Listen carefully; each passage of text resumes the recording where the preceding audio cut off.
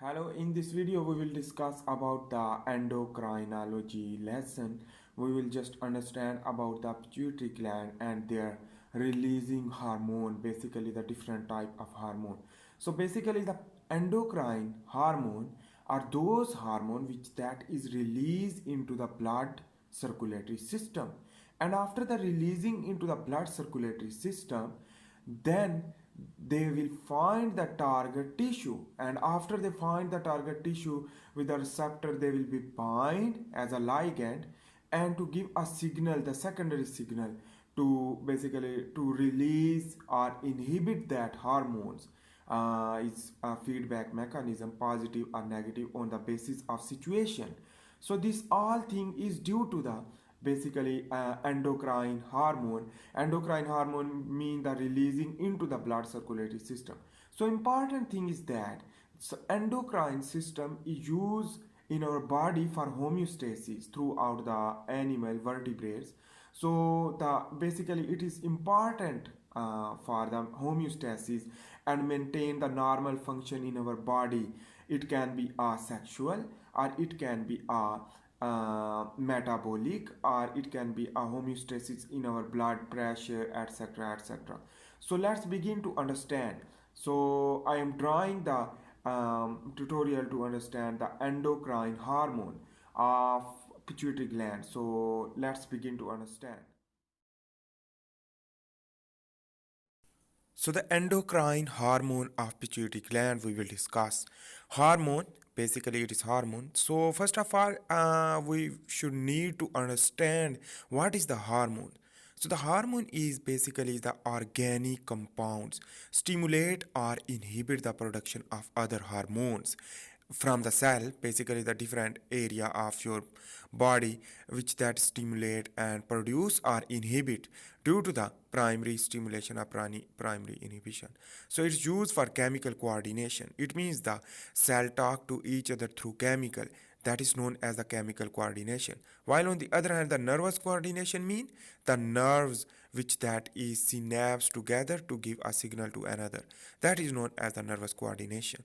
So the chemical hormones is protein, if so this can be insulin and glucagon, it is protein, and amino acid and derivatives, if we will discuss about that, thyroxine, epinephrine and norepinephrine, that is a type of amino acid and derivatives, and polypeptides, vasopressin, antidiuretic, uh, that is polypeptide, vasopressin and antidiuretic, and the hormones, basically antidiuretic hormones and oxytocin, that is the antidiuretic basically hormones, and oxytocin is the different, that is the polypeptides. So let's begin to understand. Here is the pituitary gland, which that is the structure, and blood vessel are here, and inside the blood vessel is the pituitary gland cell, glandular cell, and their mass, their weight is 0.5 gram. So on the other hand, here is the adenohypophysis and here is the neurohypophysis. Adenohypophysis is the anterior lobe produces tropic hormones. This produces tropic hormone, and here is the artery which that gives the blood supply and absorb the hormone. So this is the neurohypophysis. Neuro mean it is totally attached with the nervous system basically. Upper part is the hypothalamus, which contain a neurosecretory cell in hypothalamus. So here is the short stack, is also known as the infundibulum. So here you can see this is the posterior lobe and the anterior lobe is the adenohypophysis. So this is the nerves. This is the neurosecretory nerves, neurosecretory cells you can see, and this release through a synapse and talk to each other the cell, which that is present in the adenohypophysis and neurohypophysis integration, and this is known as the neuroendocrine hormone, neuroendocrine system.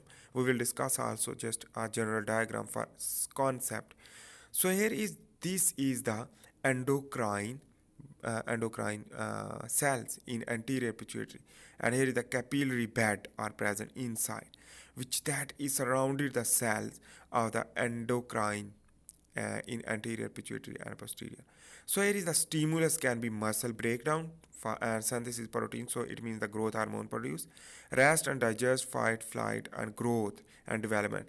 These all stimulus will give the positive feedback mechanism, positive feedback to the hypothalamus, and the neurosecretory cell will release the neurotransmitter, and this neurotransmitter will stimulate or inhibit on the basis of negative or positive feedback mechanism. So here is the vein basically will absorb the endocrine hormone, and this will lead to travel into different area in our body. So here is the stimulus can be neuros from the hypothalamus to neurosecretory cell. So this is the general diagram for understanding. So the general diagram I am drawing here is the neuroendocrine signaling pathway.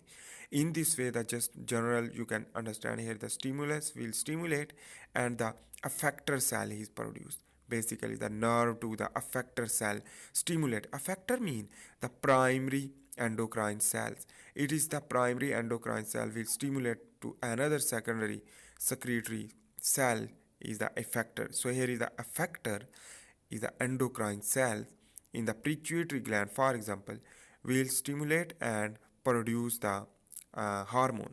This can be tropic hormone. So the tropic hormone is basically are present in the adenohypophysis. So here is you can see after the blood vessel circulatory system, it will be bind to the secondary secretory cell to produce secondary secretion from the effector cell. And in this way, the secretion will be moved again into the blood circulatory system for the different targets, for the different target on the basis of requirement. So I hope you make getting the concept. So here is you can see this is the posterior lobe and anterior lobe. So let's draw a anterior lobe to understand the anterior lobe adenohypophysis to release different type of hormones. So their function we will also understand.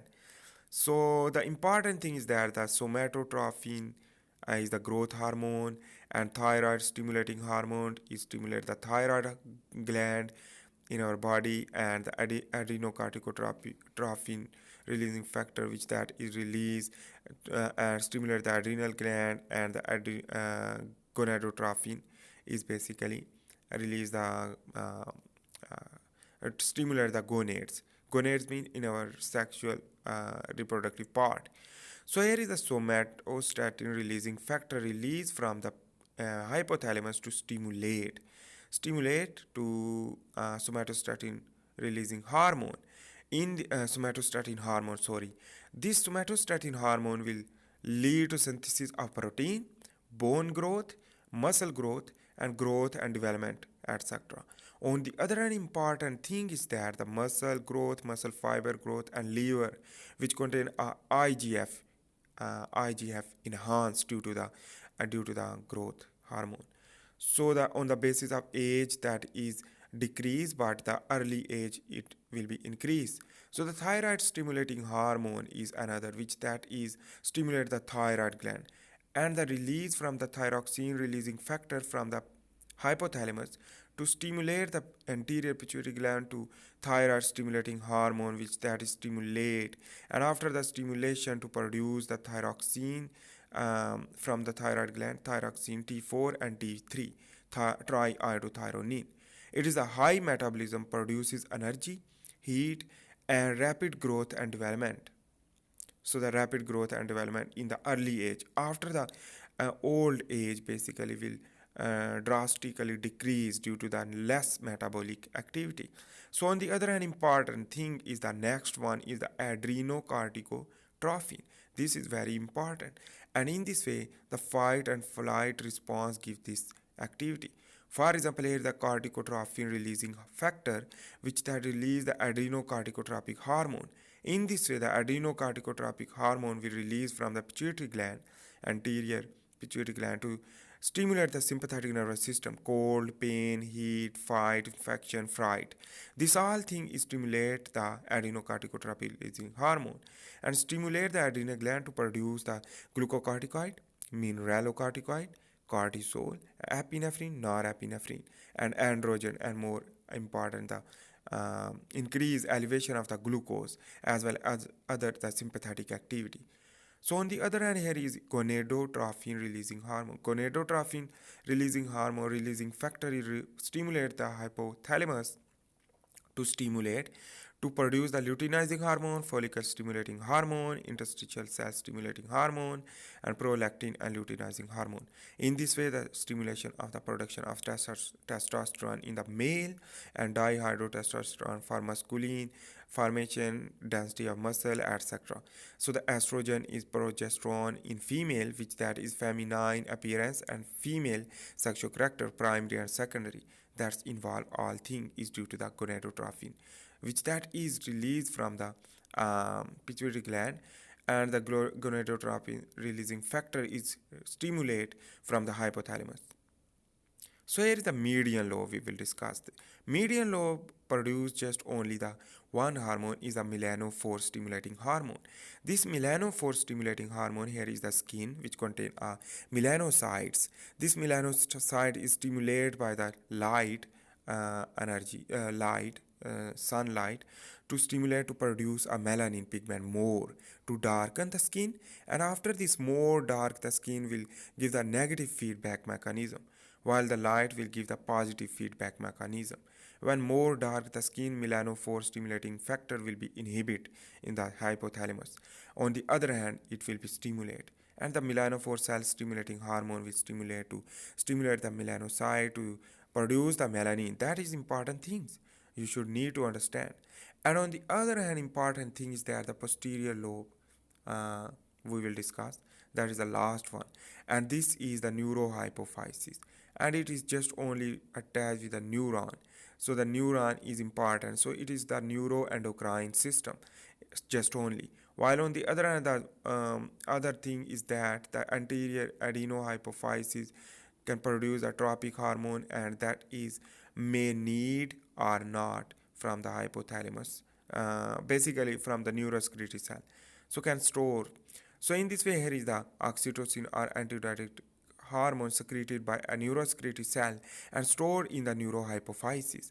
And oxytocin and antidiuretic hormone we will discuss. So that decrease the progesterone level after the pregnancy cover.